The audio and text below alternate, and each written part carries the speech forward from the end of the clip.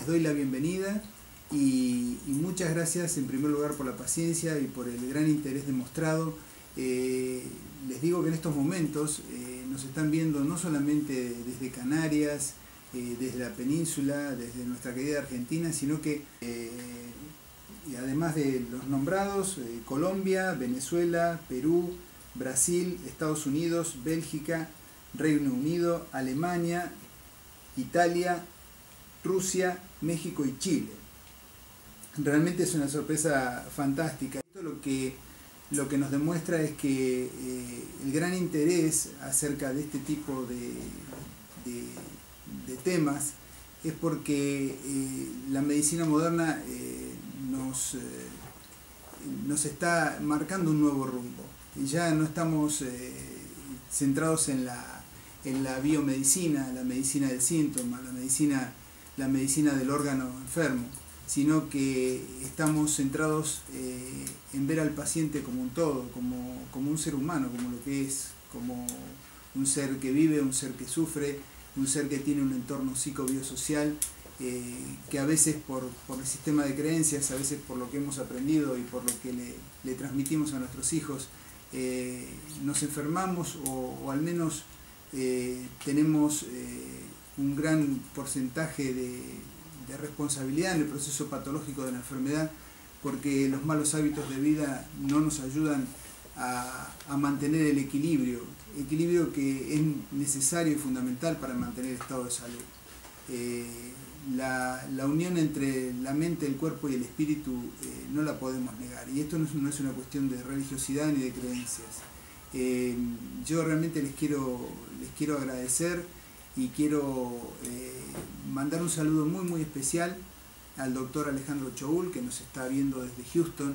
El doctor Alejandro Choul es miembro del Departamento de Medicina Integrativa del MD Anderson Cancer Center, y por supuesto también queremos mandarle un gran abrazo y un gran saludo al doctor Lorenzo Cohen, que es jefe de dicho departamento.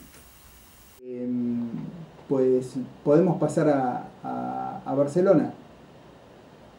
Muy bien, pero muy buenas tardes Estela, muy buenas tardes Tomás. ¿Cómo están? Primero quiero presentar a nuestros invitados, que son de una calidad extrema. En primer lugar quiero comenzar con Estela Maris Maruso. Estela Maris lleva más de 30 años trabajando en el campo de la psiconeuroinmunoendocrinología y ahora nos va a explicar bien de qué se trata esto. Se formó con los pioneros de esta revolucionaria disciplina, entre ellos el profesor Robert Eider, considerado como el padre de la misma. Desde aquellos años Estela acude regularmente a los seminarios de inteligencia emocional que se dictan en la Universidad de Harvard.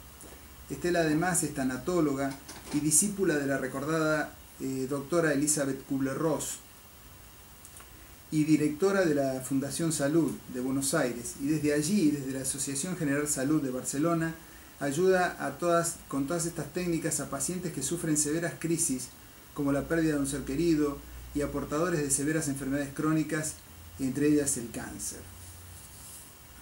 Ellos están en estos momentos en la Asociación General Salud.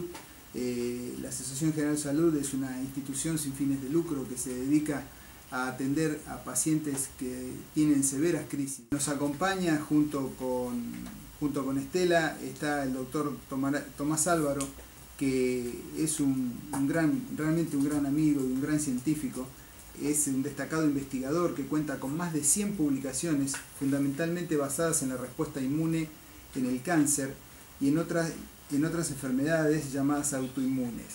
Como médico anatomopatólogo y licenciado en psicología clínica, nos dará su singular visión integradora de la relación entre la mente y el cuerpo, y nos lo explica magistralmente y en forma clara y directa en su artículo Hola, soy tu sistema inmune. El doctor Álvaro es además director del Centro Médico Arjuna de Tortosa, donde aplica la medicina integrativa a los numerosos pacientes que acuden a dicho centro. Pues bien, también estamos conectados con nuestra tercera y gran invitada, nuestra querida Catalina Fernández. Catalina Fernández es una bióloga maravillosa y muy apasionada en la investigación del poder inmunomodulador de los hongos de uso medicinal. Catalina no solo trabaja muy seriamente en la investigación de los extractos de hongos de uso medicinal, sino que además, como directora de IFAS da Terra, trabaja incansablemente en la obtención de extractos de las mejores cepas de hongos, cultivados en forma totalmente ecológica y sin el agregado de excipientes ni de ningún tipo de aditivo. Buenos días desde Galicia. Agradecer el que hayáis contado con nosotros en esta teleconferencia. Afortunadamente el mundo está cambiando y hoy en día podemos decir a viva voz que todos estos temas tan apasionantes ya están validados por la ciencia y que, siguiendo el camino de la seriedad que se merece, estamos trabajando desde instituciones. Ya esto no es el trabajo de pioneros que estaban mal vistos por la medicina ortodoxa. Hoy en día ya es una realidad y prueba de ello es que las instituciones ya nos están empezando a escuchar. Por ejemplo, lo que nos toca a nosotros aquí en Las Palmas de Gran Canaria, nuestra base de operaciones es el Hospital San Roque. El Hospital San Roque de Las Palmas ha apostado muy fuertemente a un proyecto muy serio de oncología a nivel institucional y cuenta con nuestro apoyo porque la consulta de medicina integrativa de la cual me he hecho cargo está creciendo cada día y que la difusión de todas estas técnicas que están fundamentalmente basadas en el enfoque totalizador del paciente hace que sigamos adelante pero con el camino de la seriedad. Por eso nuestro contacto directo con el Hospital MD Anderson de Houston avala todos los tratamientos que estamos llevando a cabo. Y estratégicamente también desde terapia integrativa estamos difundiéndonos hacia la península, apoyándonos mutuamente con el trabajo que hace Estela Maris, ese magistral y monumental trabajo que hace en la Asociación General Salud de Barcelona. Y también estamos proyectando la realización de una unidad de medicina integrativa en Galicia, gracias a nuestra querida Catalina Fernández. En tu libro El Laboratorio Interior nos aclarás muy bien la bioquímica del ser humano hace que o se enferme o también se colabore en el proceso de recuperación. La pregunta va dirigida a ambos. ¿De qué estamos hablando cuando estamos hablando de ese laboratorio interior? ¿Qué bioquímica es la que se modifica? ¿Qué bioquímica es la que se echa a andar tanto para un lado como para el otro? 4 sistemas entre el psiquismo, el sistema nervioso, el sistema endocrino y el sistema inmune. Pero lo más importante desde el lugar que yo puedo aportar, que es la praxis de la psiconeuroendocrinología, es decir, que ella nos da los conceptos y los componentes necesarios para poder cambiar la percepción que las personas tenemos del mundo. Y desde este lugar podemos hacer cosas muy significativas. Seguramente Tomás va a dar la parte más orgánica de la psiconeuroendocrinología y vale la pena escuchar. Bueno, realmente sí, afortunadamente hoy tenemos los conocimientos que nos permiten entender desde el punto de vista cognitivo de qué manera disponemos de un triángulo de equilibrio homeostático en el organismo en donde el sistema nervioso, el endocrino e inmune comparten una serie de moléculas de la información. Todos ellos son capaces de entenderse y son los que están velando por nuestra fisiología en cada momento. Hay una gran cantidad de información que lógicamente no vamos a desarrollar en profundidad ahora, porque quizás en un evento como este lo que nos interesa es destacar de qué manera ese triángulo de equilibrio homeostático está en relación con nuestras vivencias, con nuestras experiencias, con nuestras emociones. Es la manera en que estamos recogiendo la vida desde el exterior. la manera de relacionarnos con el exterior y a través de este triángulo de equilibrio homeostático pasarlo directamente a nuestra fisiología. Ahí el sistema inmune desempeña un papel fundamental, pero también los otros son capaces de recoger y de encarnar literalmente en nuestro cuerpo nuestras vivencias y nuestras emociones. Sí, realmente es apasionante, diría yo, el hecho de que hoy podamos estudiar y podamos conocer la manera en que aquellas experiencias, emociones, vivencias que podemos recoger del exterior son captadas directamente a través de nuestro sistema inmune y son nuestros linfocitos, esas auténticas neuronas ambulantes con capacidad de captar información, de recogerla, de analizarla y de enviar un mensaje al resto de nuestro organismo.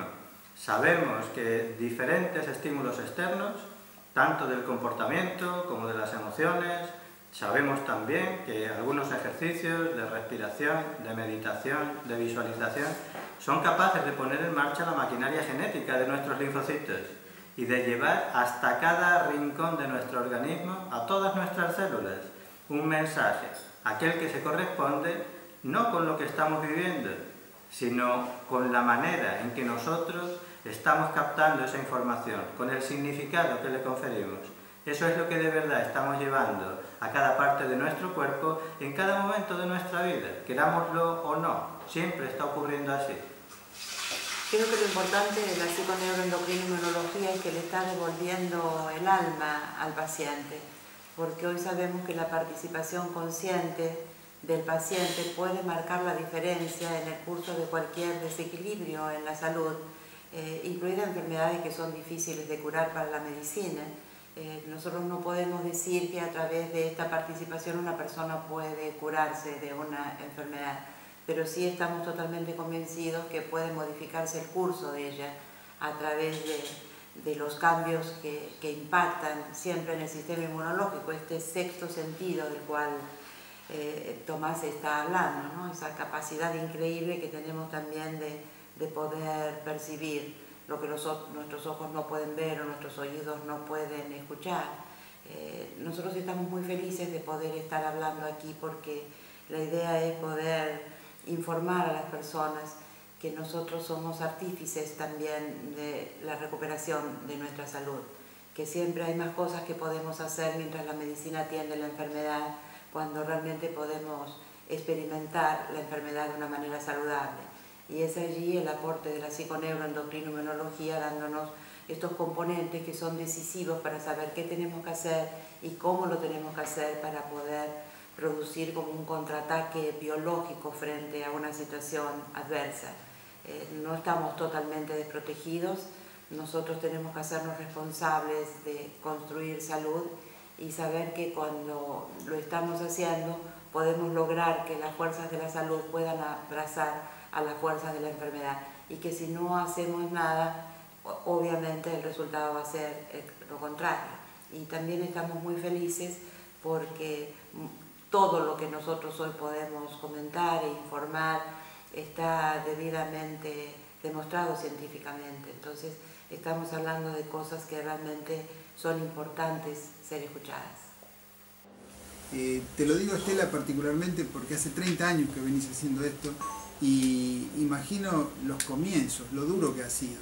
Pero no fue duro solamente para vos, yo creo que también hasta para el propio Robert Eider ha sido difícil, ¿no? Donde la medicina convencional ridiculizaba todo este tipo de cosas, donde negaba, pero también por formación, ¿no? Negaba la relación de la existencia y de la influencia de la mente sobre el cuerpo, particularmente sobre la célula. Estela, contanos por favor de tu experiencia, ¿qué es un para que la gente que no te conoce y que no sabe exactamente de qué se trata, qué es un para y dónde lo llevas a cabo y cuál es la experiencia que estás teniendo a lo largo de todos estos años? Bueno, en realidad lo que nosotros hacemos, si bien decís hace 30 años, hace un poquito más, ya va a ser 35 años, que estamos trabajando para que la persona pueda atender todas las necesidades insatisfechas por la medicina y también por ella misma hasta ese momento. La finalidad del PARA, que es un programa avanzado de recuperación y apoyo, que lo venimos realizando en Buenos Aires, en nuestra Fundación Salud, y aquí en Barcelona, en la Asociación General Salud, tiene la intención de que la persona experimente la enfermedad de una manera saludable. Insisto en este concepto porque a veces no se entiende muy bien. Nosotros le enseñamos a las personas a que hagan todo lo que tienen que hacer para poder volver a un estado de integridad donde todos estos sistemas funcionen en equilibrio, porque la enfermedad forma parte de un equilibrio. Si bien vos dijiste que la enfermedad, la génesis de la enfermedad es multifactorial, o sea, nunca podemos atribuirlo a una sola causa, sí sabemos que si la persona se hace responsable y esa participación es consciente, porque hacerse responsable es ser consciente y poner en acción todos los estímulos que hasta ese momento en realidad no pudo actualizar. Esto es porque no nos enseñaron a crear salud. Generalmente creemos que la salud está en manos de descansar bien, que es verdad, forma parte de eso, de no fumar, de nutrirnos bien, aunque ahora hay mucha información nueva que está demostrando también que hay mucho más para saber de la nutrición que no estamos debidamente informados. Cuando una persona puede expresar bien lo que siente sin miedo a ser juzgado, criticado, contrariado, cuando una persona tiene una familia que forma parte de la recuperación, o sea, parte de la salud y no parte de la enfermedad, cuando una persona está conectada con la vida porque entiende que todavía hay canciones para cantar, cuando una persona también trabaja lo espiritual, que no necesariamente tiene que ver con la religión, sino que aprende a sacralizar la vida. Lo que está cambiando es la percepción de la vida. Esto es real porque genera mecanismos químicos que hacen que la persona cambie. Y de alguna manera es un trabajo magistral que tiende a utilizar mecanismos de la mente que van a actuar sobre el cuerpo y va a utilizar mecanismos que surgen de la utilización del cuerpo que van a ayudar a la sanación de la mente. Ese es el trabajo, en eso consiste el para atender todas esas necesidades insatisfechas. Es un trabajo de artesanía, es personal. Alguna vez esto lo hablamos mucho, vos lo conocés muy bien. No podemos decir que todo sirve para todos, pero sí tenemos que saber cuáles son aquellos mecanismos que hasta ahora no han sido puestos a disposición de crear la salud y realmente son muchos. Entonces ese trabajo es un trabajo intenso, es un trabajo de mucho compromiso, no solamente de la persona que realmente decide querer vivir y no solamente no querer morir y se aferra a la vida, y la familia también ayuda en este proceso. Y para terminar, lo que es el PARA, te diría que tendemos a cuatro objetivos muy claros. Primero, mejorar la calidad de vida, que no es poca cosa, es muy importante, sobre todo en personas que se someten a tratamientos que sabemos que pueden ayudar, pero también son muy cruentos y que sus efectos colaterales son muy importantes. Mejorar la calidad de vida es decisivo. También mejorar la sobrevivencia, las personas que realmente asumen la responsabilidad de vivir con toda la intensidad y resignificar su vida, modifican su sobrevivencia. Cuando uno aprende a vivir bien, también se prepara para partir bien, y muchas veces ocurren cosas que son increíbles, que hoy desde las neurociencias hay mucha información para decir que lo que llamábamos antes una curación milagrosa no era tan milagrosa. Simplemente no sabíamos cómo ocurría, pero hay personas que realmente cuando hacen cosas nuevas e innovadoras ponen en funcionamiento la neuroplasticidad del cerebro, y esa capacidad de la neuroplasticidad puede motorizar la expresión de genes que serían los responsables de lo que antes era considerado solo Dios sabe, porque no se sabía muy bien lo que ocurría. Entonces, bueno, en eso estamos, en este trabajo estamos. Creo que Tomás puede clarificar mucho más, es como científico y como investigador, qué le pasa a una persona cuando realmente resignifica su vida y cuando evoluciona, y cómo esa evolución es acompañada por la biología, ¿no? Acá tenemos a un maestro que es... Bueno, realmente me he quedado totalmente prendado con lo que acabo de escuchar. Es genial, no solo que lo comparto, sino que quedo extasiado por la calidad con la cual lo han hecho. Pero vamos a un tema concreto, a un tema puntual. ¿Cómo podemos hacer este futuro cambio? ¿Este futuro cambio es a través de la medicina integrativa? ¿Es a través del nuevo paradigma que significa? ¿Cómo lo ves, Tomás? ¿Cómo ves esta nueva corriente de medicina más completa, más humanizada? Todos estos años hemos ido aprendiendo que es nuestro sistema inmune aquel que es capaz de constituir ese eslabón de enlace entre nuestro mundo emocional y nuestra fisiología. Es como si nuestros linfocitos tuvieran la capacidad de escuchar no solamente las palabras, sino también el significado de aquello que estamos viviendo. Es nuestro sistema inmune el que es capaz de, a través de esas moléculas de información, de ese lenguaje que es capaz de comunicar a otro tipo de células en nuestro organismo, el que segregando citoquinas, interleuquinas, una serie de sustancias que van a ser aquellas que van a llegar a cada rincón de nuestro organismo, que van a acariciar la membrana de cada una de nuestras células, que van a inducir un cambio genético, epigenético, en el núcleo de cada una de nuestras células. No es una forma de hablar, no son metáforas, es literal. La ciencia nos ha enseñado todo eso durante todos estos años y nos ha enseñado de qué manera esas citoquinas son capaces de inducir un cambio hormonal y nos ha enseñado de qué forma esas citoquinas son capaces de enviar un mensaje a nuestro cerebro, que es el que reconoce que cuando estamos enfermos lo mejor que podemos hacer es descansar, porque toda la energía de nuestro organismo tiene que quedar a disposición de aquello que estamos pasando en ese momento. Y hay una interleuquina, la número 1, que tiene la capacidad de enviar ese mensaje a nuestras neuronas. Es ese el mensaje que recibimos cuando, por un resfriado, por una gripe, por otra enfermedad, sencillamente lo que a nuestro cuerpo le apetece es descansar. No es entonces cuando nos apetece hacer ejercicio físico, tener relaciones sociales o tener relaciones sexuales. No es cuando nos apetece explorar el entorno, no es cuando nos apetece iniciar nuevos proyectos. No es ese el momento. Toda la energía está a disposición de lo más importante que estamos viviendo ahí, que es preservar la integridad del organismo. Ese mensaje que nace de nuestro cerebro está inducido por una citoquina.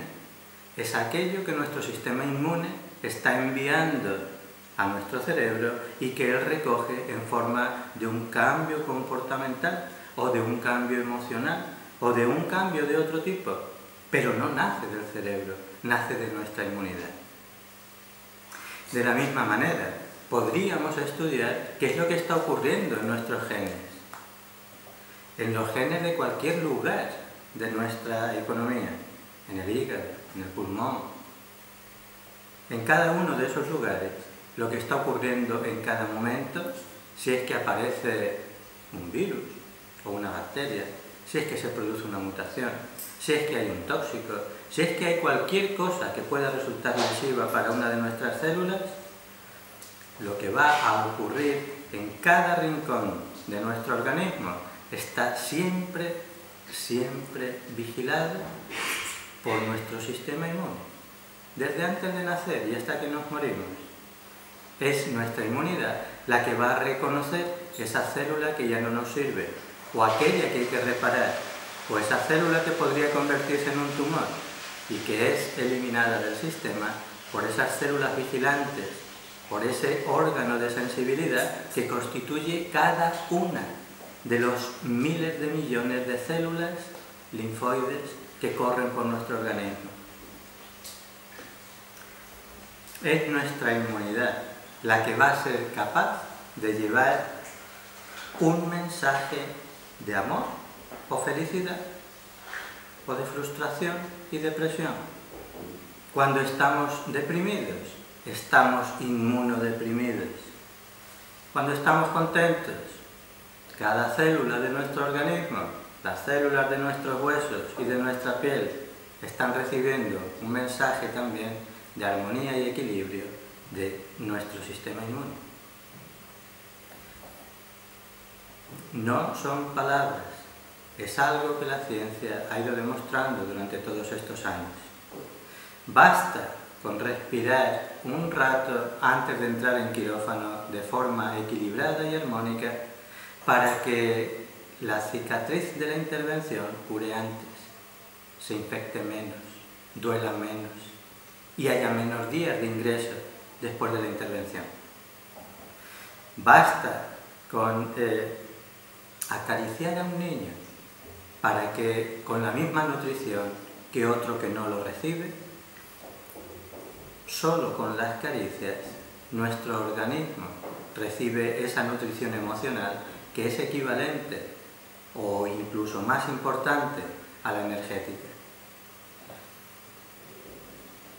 Basta con inducir un estado armónico de equilibrio emocional en un paciente con una enfermedad grave, como podría ser un cáncer, para que su inmunidad sea capaz de detener el avance del tumor.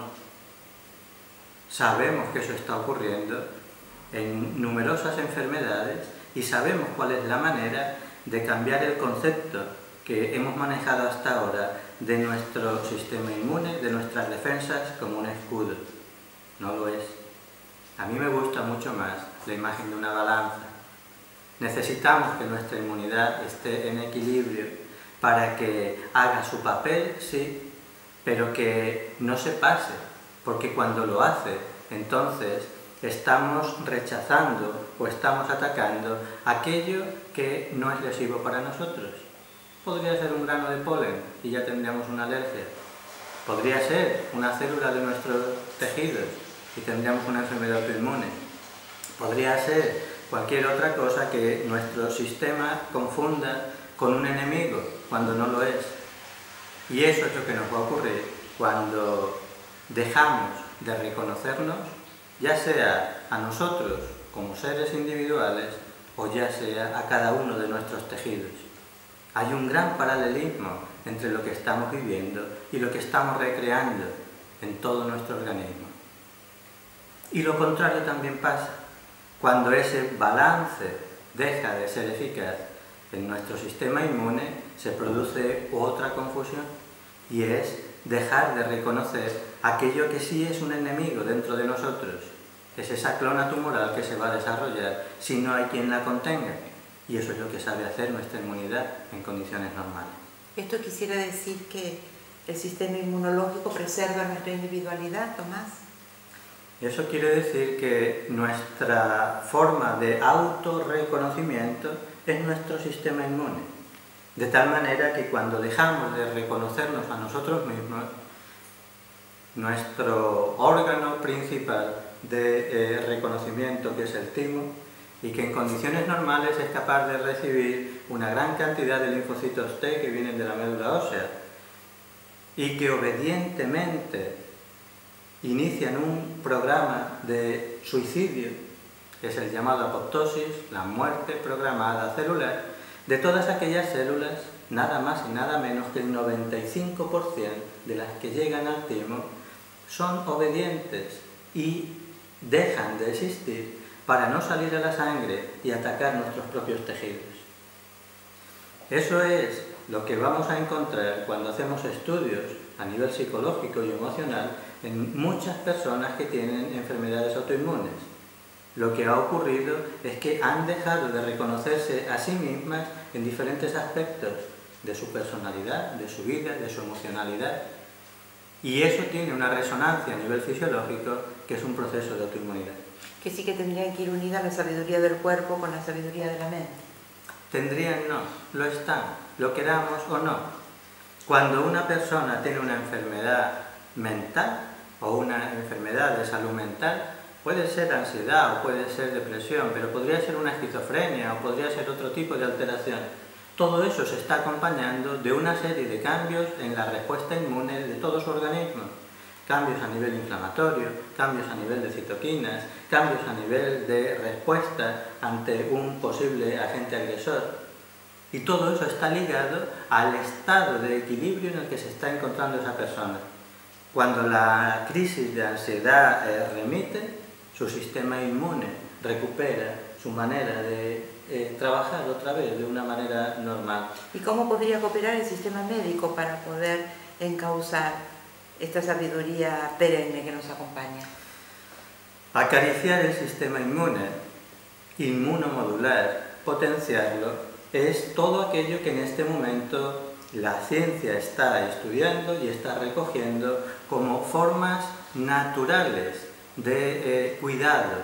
Estamos hablando de una dieta equilibrada o de una dieta inmunoestimulante, y de ahí podríamos hablar de muchas cosas. Estamos hablando del ejercicio físico moderado, un potentísimo inmunoestimulante. Estamos hablando de ejercicios respiratorios o de relajación o de meditación, todo aquello que infunde calma, que infunde una sensación de equilibrio emocional y de control, que tiene un efecto inmediato. Y cuando digo inmediato quiero decir inmediato, es decir, que en pocos minutos, mediante la cantidad de ejercicios que hoy vamos conociendo, somos capaces de producir un cambio a nivel fisiológico que es objetivable en un análisis clínico en la cantidad de linfocitos T, de NK, de inmunoglobulinas, de corticoides. La propia persona dispone de la capacidad de inducir ese cambio en su organismo a través de ejercicios naturales, sin la intervención de medicamentos o de aparataje. Y de no producirse esos cambios, esos mecanismos que se establecen, ¿podrían decir que se asocian a la evolución de cualquier enfermedad? No estamos diciendo que la provocan, pero podemos decir que se asocian a la evolución de ella.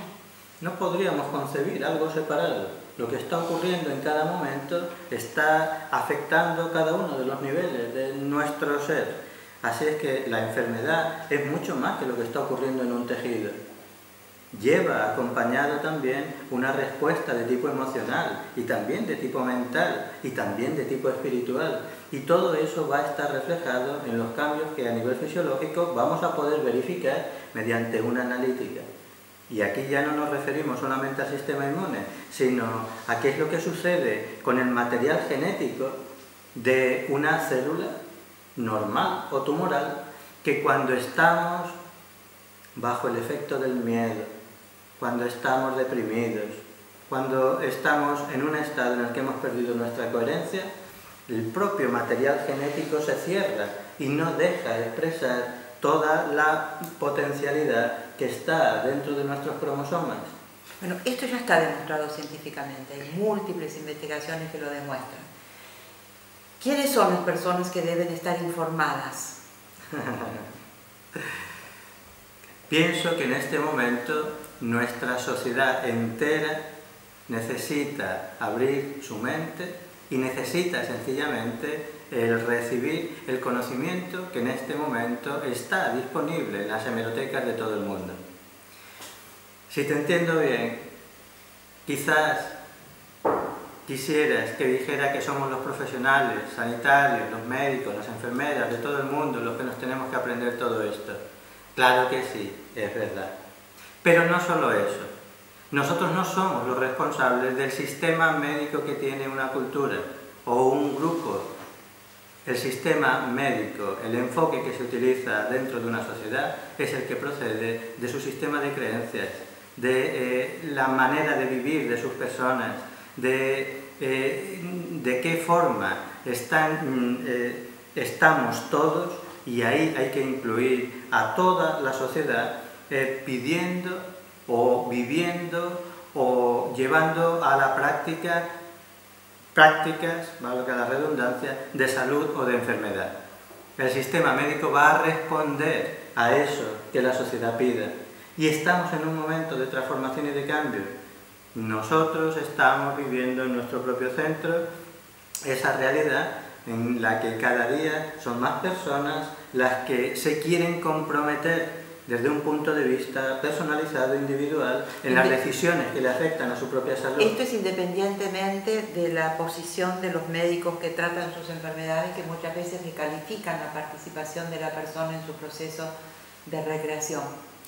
Estoy de acuerdo en que necesitamos divulgar una serie de conocimientos que no han sido recogidos en el paradigma actual.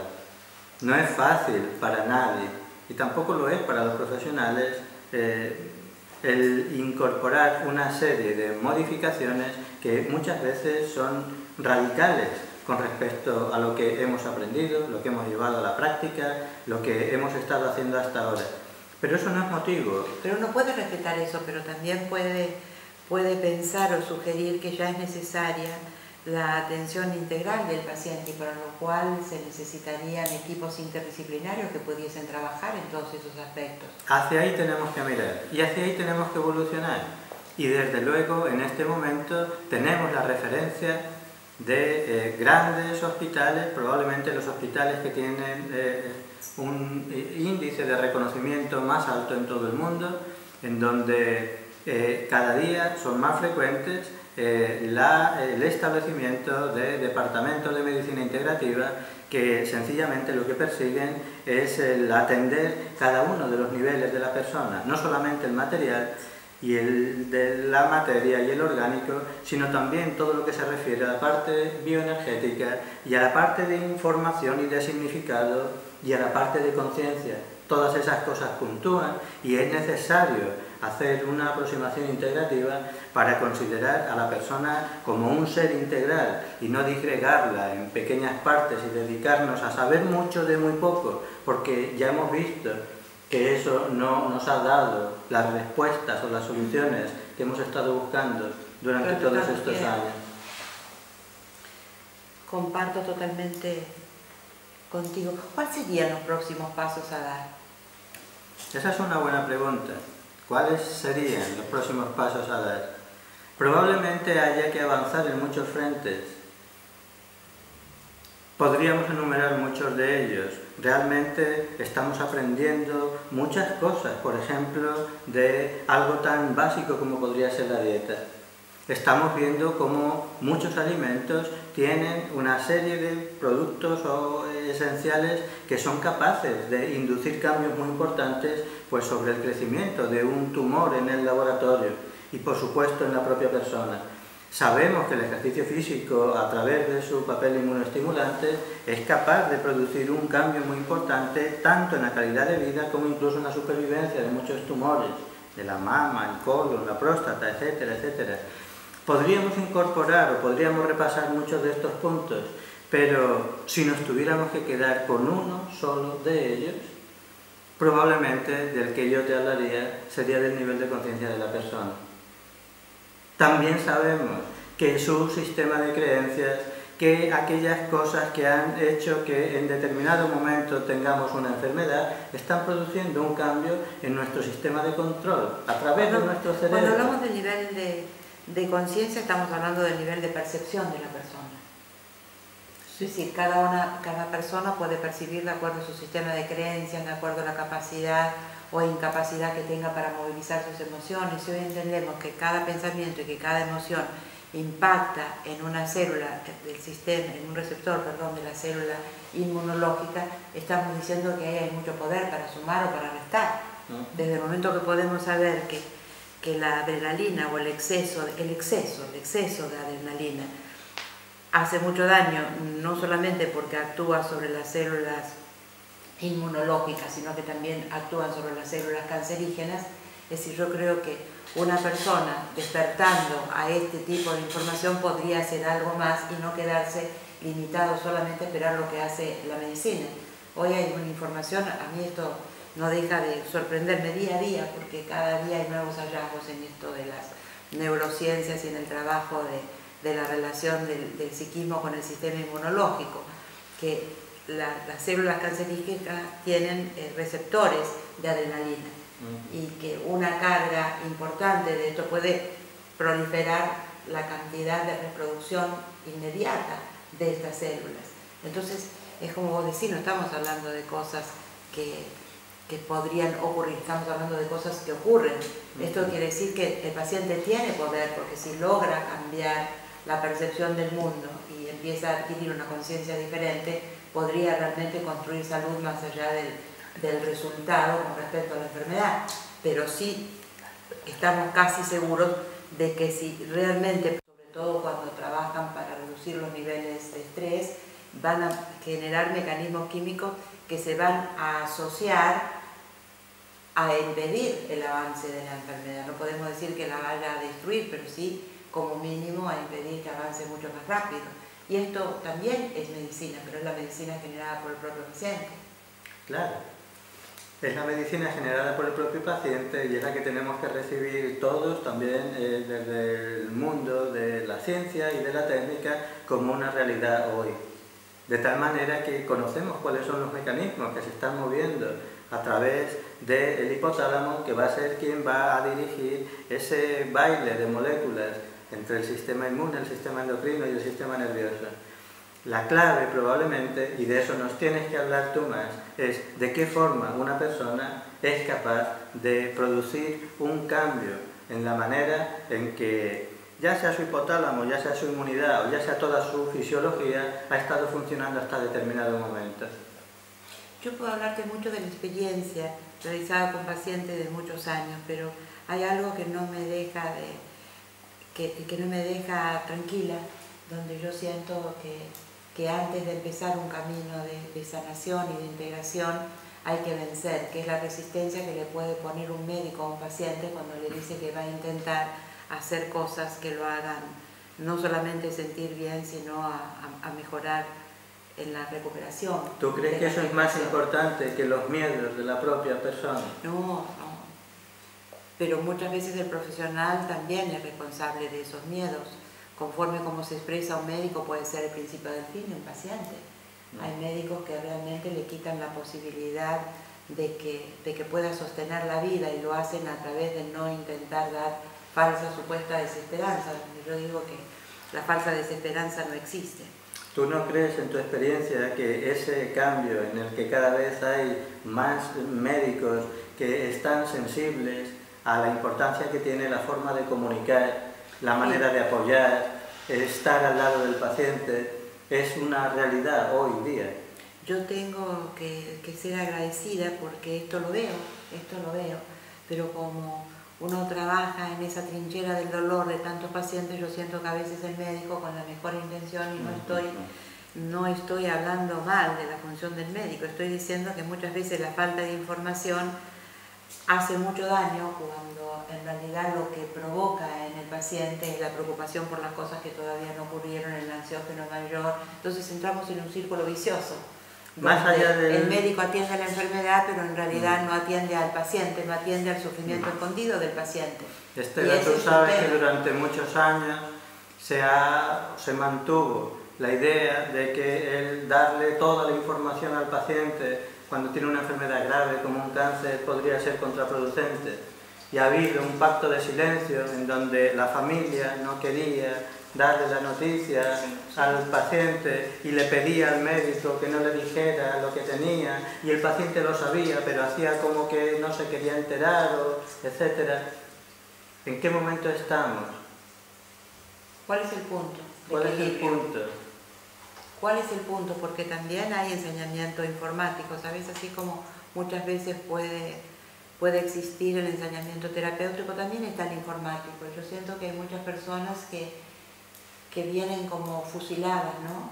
Es decir, ya vienen sentenciadas, se sientan en la lista de espera porque hablan de estadísticas, dentro del protocolo hablan de estadísticas, y si a un paciente le dicen que tiene 6 meses de vida, bueno, es muy difícil, por más que tengamos información seria, científica, demostrada, que el paciente puede hacer mucho, como mínimo para sostener su vida, y de eso se trata. porque el médico no sabe cómo vive el paciente desde la última consulta hasta la próxima. Y yo creo que ahí está el desafío. Seguramente tú conoces unos trabajos muy famosos sobre el pronóstico vital de enfermedades graves, en donde se hizo un estudio, se dieron lo que se estudió era el grado de acierto del pronóstico en la vida de una serie de enfermedades graves. Se vio que el índice de acierto era muy alto, incluso cuando estaba mal hecho. De tal forma que cuando se revisó y se replicó el estudio, lo que sucedió es que se vio cuál es la importancia que tiene en el propio paciente ese tipo de información. En ese caso, efecto nocebo. Exacto, es el efecto nocebo, el efecto contrario, el efecto placebo. Es como si el propio ser humano tuviera la capacidad de ajustarse a un pronóstico independientemente del grado de acierto que tenga. Hasta ahí llega la capacidad y la potencia que tenemos de ajustarnos a una creencia. ¿Cómo es posible que hay médicos que descalifican esto y sin embargo tienen que calificar el efecto placebo solamente con la aprobación de las drogas? Es decir, si todos los trabajos para aprobación de drogas pasan por el efecto placebo, ¿cómo es posible que para un aspecto de la medicina sea considerado y para otro aspecto no sea considerado? Pero acá no estamos para discutir qué es lo que pasa en el sistema, sino cómo poder ayudar, tal vez para que muchos profesionales reciban este tipo de información, porque están muy abocados a su especialidad y este es un tema que tal vez no conozcan y muchas veces le dicen al paciente, esto no está demostrado, cuando mejor vos que yo, porque tenés más capacidad.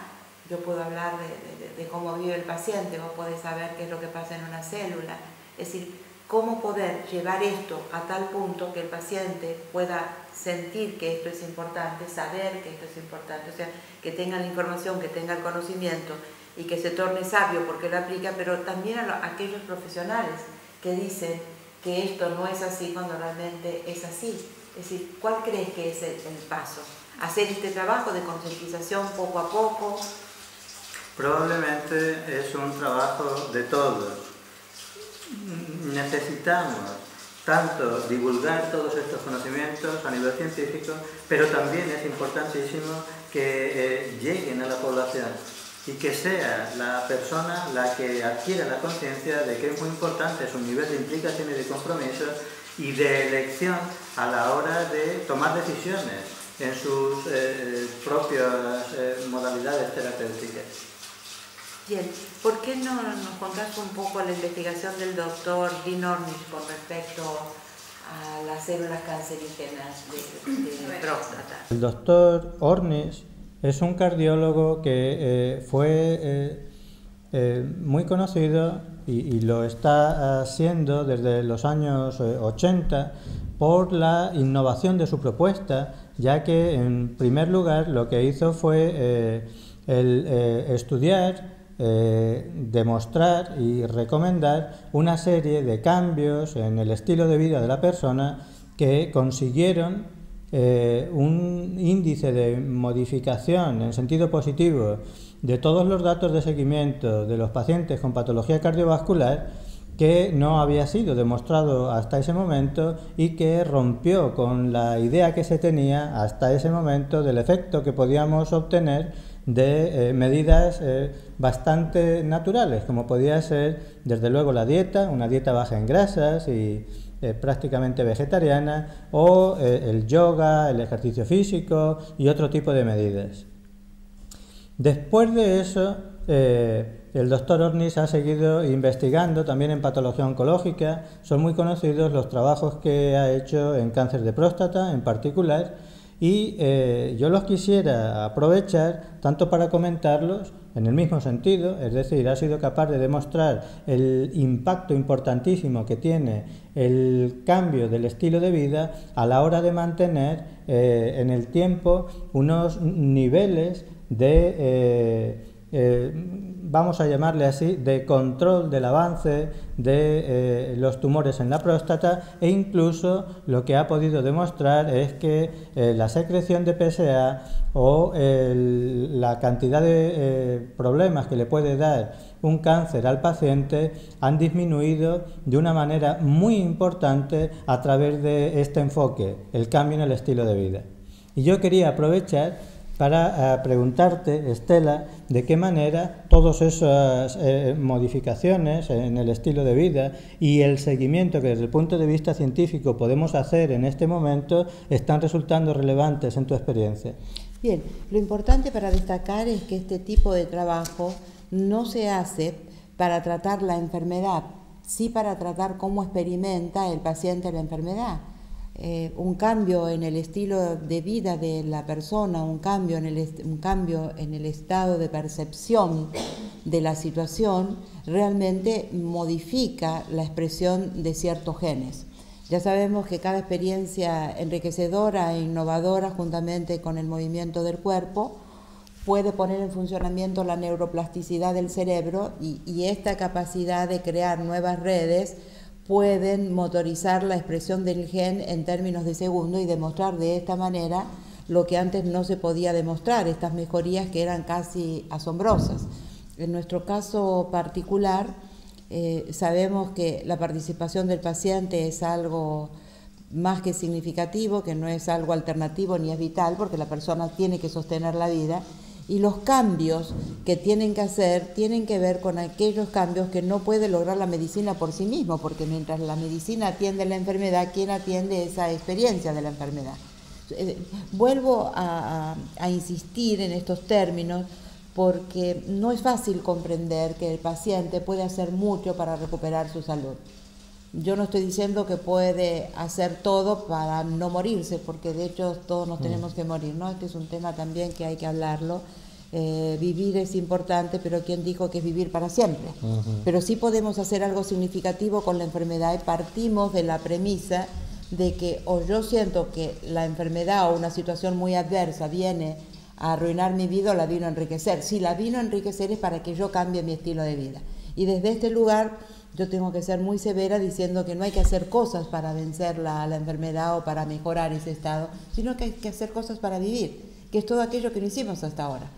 Y estoy totalmente convencida, y hay una investigación que estamos iniciando conjuntamente con investigadores del CONICET, mostrando cómo a través de un plan de salud que atienda todas esas necesidades insatisfechas, que tienen que ver mucho con todo lo que vos hablás y con lo que Ornish también pudo demostrar, que tiene que ver con la nutrición, una nutrición adecuada. Sabemos que la nutrición es decisiva, sabemos que una nutrición que no trabaje bien para vencer la antiinflamación es un caldo de cultivo para cualquier enfermedad, esto lo sabemos, no son muchos los profesionales que respetan este concepto. Sabemos que las distorsiones cognitivas, la forma de pensar, la forma de sentir, cómo se vincula, lo vincular es extremadamente importante en la familia, lo inconsciente, lo físico, la utilización de los sentidos, todo aquello que realmente puede enriquecer la vida y que te puede colocar en el presente y que te puede ayudar a cambiar esa percepción. Entonces, la investigación de alguna manera sigue un poco esta investigación precursora de Ornish, si bien nosotros ya la veníamos planteando hace muchos años, es hacer una demostración de cómo es la expresión de todos los genes antes de empezar a trabajar haciendo estos cambios significativos y qué es lo que pasa después. Y obviamente lo que estamos seguros que se va a demostrar es que hay genes que se activan del sistema inmunológico que son los responsables de que las personas puedan mejorar su calidad de vida y modificar su sobrevivencia. Y también intentamos poder explicar qué es lo que ha pasado con aquellos casos que forman parte de las recuperaciones asombrosas o milagrosas para algunos. Qué bien. Me gustaría recordar en este momento que ha sido también demostrado cuál es el efecto de una serie de prácticas o de técnicas de relajación como el yoga o el tai chi o el qigong, que son capaces de activar, de encender o de apagar varios miles de genes, incluso no solo en practicantes de largos periodos, sino en un programa de 8 semanas en donde es posible observar una gran cantidad de cambios entre el perfil genético de los practicantes y de los controles. Lo que yo te quisiera preguntar es de qué manera, es decir, qué es lo que estáis observando, no ya en una población, entre comillas, normal, si es que eso existe, no sé si hay muchas personas a las que podríamos normal, identificar, ¿no? Claro, como normal, pero en el trabajo que estáis haciendo vosotros con personas que tienen enfermedades graves, ¿de qué manera estáis estimulando ese cambio y qué resultados son los preliminares con los que contáis? En esos casos que ya son límites, el primer cuestionamiento es saber si la persona realmente quiere vivir o lo que no quiere es morir. Cuando la persona realmente quiere vivir y elige vivir, se compromete con los cambios que son necesarios, porque también toma conciencia de lo que quiere es vivir, no sabe hasta cuándo, pero que quiere vivir. La enfermedad es una oportunidad para que uno pueda resignificar la vida y muchas veces en el espejo de la muerte ver su vida y hacer los cambios que tienen que hacer.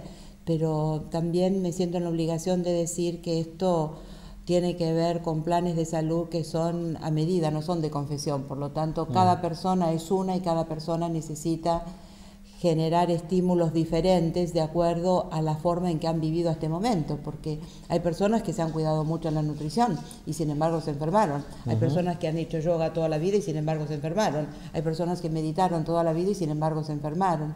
Entonces, estamos para defender un poco y mostrar que la salud también depende de una sinergia de procesos que son sanadores, que no se puede trabajar un solo tema sin abordar la totalidad, porque sumaríamos, pero no alcanzaríamos a los resultados que son deseados en esto de la participación consciente de la persona. Estela, has mencionado ese momento tan importante en la vida de cualquier persona, que es el de la muerte. Tú tienes una gran experiencia en ese momento tan importante. Me gustaría que nos dijeras unas palabras. Bueno, yo creo que la muerte, desde el lugar de la fundación y de la asociación, la muerte no es un fracaso. Nosotros fracasamos en el acompañamiento a las personas si realmente ellas no vivieron hasta el momento de su partida, para lo cual trabajamos seriamente, porque si una persona puede sanar los vínculos con las personas que la vida le acercó, si una persona puede estar en paz, cruza el umbral de una manera diferente, lo cruza bien, pierde los miedos. Si una persona aprende lo que es el amor incondicional, algo que para algunos sería patológico, no para un sabio, no para un sabio. El amor incondicional, lo que es la compasión, lo que es la aceptación y sobre todo resignar la vida. Esas personas que logran esos cambios significativos parten de una manera totalmente diferente, lo hacen en paz, lo hacen en estado de gracia, no necesitan estar narcotizados y mucho menos enajenados. Pero es un trabajo, ¿no? Es decir, si uno aprende a vivir, también aprende a partir, y del momento que acepta la transición, también acepta la vida. Y una vez que la aceptó con todo lo que la vida le trajo y puede hacer algo significativo, con eso se puede ir muy bien. Ese es el mensaje, sobre todo para la persona que ha de partir. La familia, a veces, que está acompañando a un ser querido en un momento tan difícil, es difícil gestionar las emociones, las sensaciones en un momento tan complicado. En ese momento la persona que acompaña no está en empatía con la persona que está partiendo. Realmente está sosteniendo su propia importancia y lo que está pensando es qué va a hacer de ella cuando esa persona no esté, en vez de poder acompañar sabiamente. Por eso en un proceso de sanación también incluye a la participación de los acompañantes para que tomen la muerte como un proceso natural y que también se preparen para hacerlo en forma desapegada. Es un trabajo. Las cosas importantes en la vida necesitan de tiempo. Yo digo que no es con un darse cuenta, ni es leyendo un libro, que hay libros que son maravillosos, divinos, que te pueden inspirar, pero forman parte de apenas el despertador. Después vos te tenés que poner de pie y tenés que andar y hacer lo que tenés que hacer. Realmente forma parte la muerte de la vida y tenemos que prepararnos. Yo digo siempre, bueno, será hoy, bueno, si no es hoy, hoy voy a hacer otra cosa. Y cuando sea, que tenga la casa preparada para hacerlo bien. Así que ese es un poco el trabajo.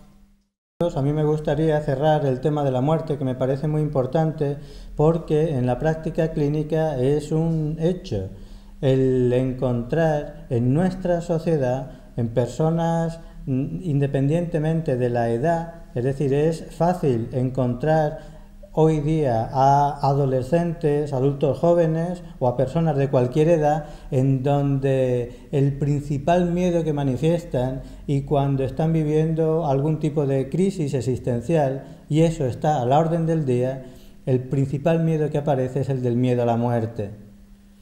Probablemente es el fruto de una educación, de una cultura, de una manera de atender la vida y la muerte en este momento, pero yo quisiera otra vez, Estela, tú eres la autoridad para todos nosotros en este tema, ¿qué pasa en la persona que no está en principio, porque nunca sabemos qué nos va a suceder dentro de unos minutos o mañana, pero en la persona que no tiene en principio la muerte a la vista y que sin embargo tiene su vida de alguna manera limitada por ese miedo?